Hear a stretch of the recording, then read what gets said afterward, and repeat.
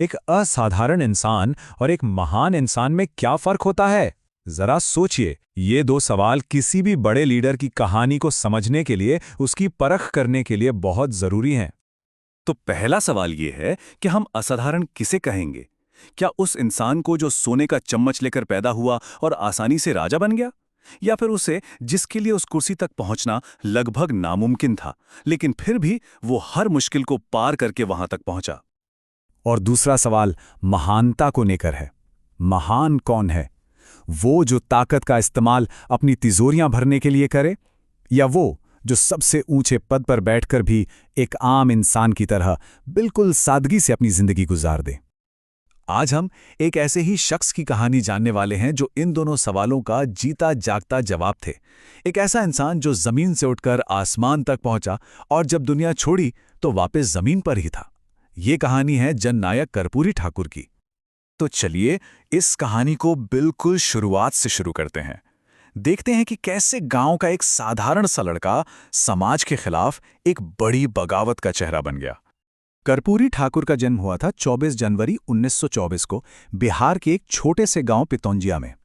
उनके पिता गांव में नाई का काम करते थे और परिवार में गरीबी इतनी थी कि कई कई बार 2 वक्त का खाना तक नसीब नहीं होता था। लेकिन उनकी मां ने एक बात उनके मन में डाल दी थी, बेटा पढ़ ले, वही तेरी असली दौलत होगी। और शायद इसी पढ़ाई के दौरान स्कूल में ही उन्होंने पहली बार उस जहर का स्वाद चखा जिसे जाति का भेदभाव कहते हैं। उनके अंदर का जो विद्रोही था ना, वो बहुत जल्दी जाग गया। जब स्कूल में एक सहपाठी ने उनकी जाति को लेकर ताना मारा तो पलटकर जवाब दिया, पहचान काम से होती है, जाति से नहीं। और ये सोच सिर्फ बातों तक सीमित नहीं रही। महज 18 साल की उम्र में वो 1942 के भारत छोड़ो आंदोलन में कूद पड़े और नतीजा 26 महीने की जेल। पर वो जेल उनके लिए एक यूनिवर्सिटी साबित हुई, जहां उन्होंने जमकर पढ़ाई की और आजाद भारत का एक सपना अपनी आंखों में बसा लिया। जेल से बाहर आने के बाद कर्पूरी ठाकुर ने राजनीति में कदम रखा, लेकिन उनका अंदाज, उनका तरीका सबसे बिल्कुल हटकर था। सोचिए जरा, साल था 1952। उन्होंने अपना पहला चुनाव लड़ा और जीता भी, पर कैसे? ना कोई पैसा, ना पोस्टर, ना प्रचार के लिए गाड़ियां। वो बस गांव-गांव, खेत-खेत पैदल घूमते थे और लोगों का भरोसा जीतते थे। बस यही उनकी ताकत थी। उनका संदेश भी एकदम साफ और सीधा था। वो लोगों से कहते थे, मैं राजनीति करने नहीं, सेवा करने आया हूं। और लोग उनकी बात पर यकीन करते थे, क्योंकि वो जानते थे कि ये इंसान उन्हीं के बीच से निकला है, उन्हीं की तरह है। उनकी ये सादगी सिर्फ दिखावा नहीं थी, ये उनकी असलियत थी। एक किस्सा सुनिए। विधायक बनने के बाद उन्हें एक सरकारी दौरे पर ऑस्ट्रिया जाना था, लेकिन दिक्कत ये थी कि उनके पास एक ढंग का कोट तक नहीं था। तो उन्होंने अपने एक दोस्त से कोट उधार मांगा।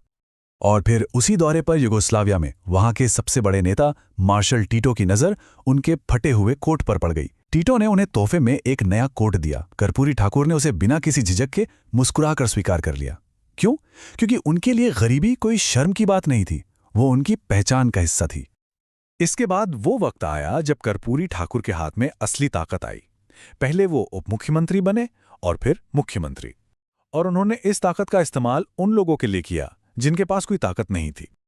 1967 में शिक्षा मंत्री बनते ही उन्होंने कुछ ऐसे फैसले लिए जिसने सबको चौंका दिया। उन्होंने स्कूलों में अंग्रेजी की अनिवार्यता को खत्म कर दिया। उनका मानना था कि ये भाषा गरीब और गांव के बच्चों के लिए एक अदृश्य दीवार की तरह है। उन्होंने मैट्रिक तक की पढ़ाई बिल्कुल मुफ्त कर दी और उर्दू को राज्य की दूसरी आधिकारिक भाषा का दर्जा दिया। और जब वो मुख्यमंत्री बने तो उनके काम भले ही छोटे दिखते हों, पर उनके संदेश बहुत बड़े थे।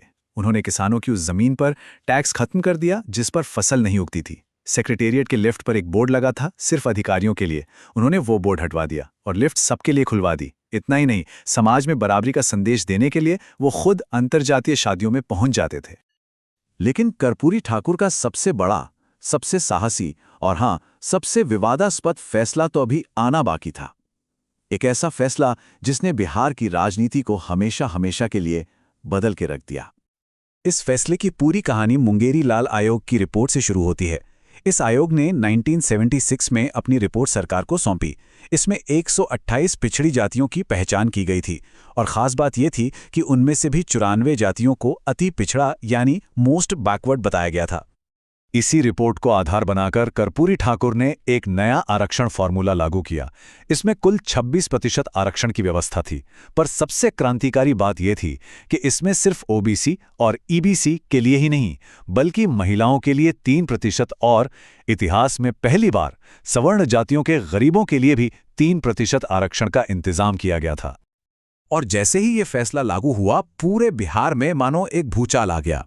एक तरफ सदियों से दबे कुचले लाखों लोगों के लिए ये उम्मीद की एक नई किरण थी, तो वहीं दूसरी तरफ सवर्ण जातियों में जबरदस्त गुस्सा भड़क उठा।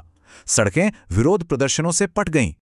ये विरोध सिर्फ राजनैतिक नहीं था, ये धीरे धीरे व्यक्तिगत होने लगा।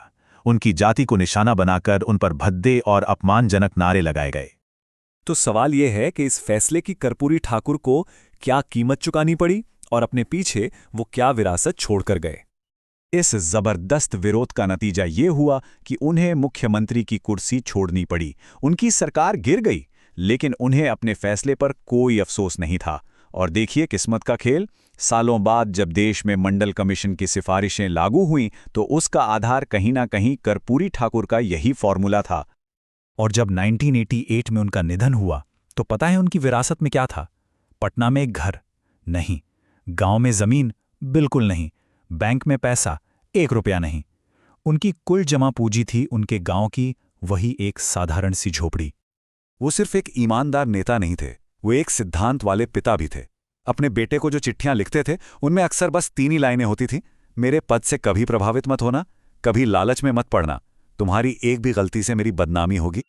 आज के दौर में बहुत से नेता कर्पूरी ठाकुर का नाम लेते हैं, उनकी मूर्तियों पर माला चढ़ाते हैं, लेकिन एक सवाल है जो हम सबको सोचना चाहिए।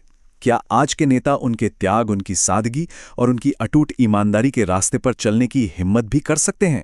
ये एक ऐसा सवाल है जिसका जवाब ढूंढना बहुत जरूरी है।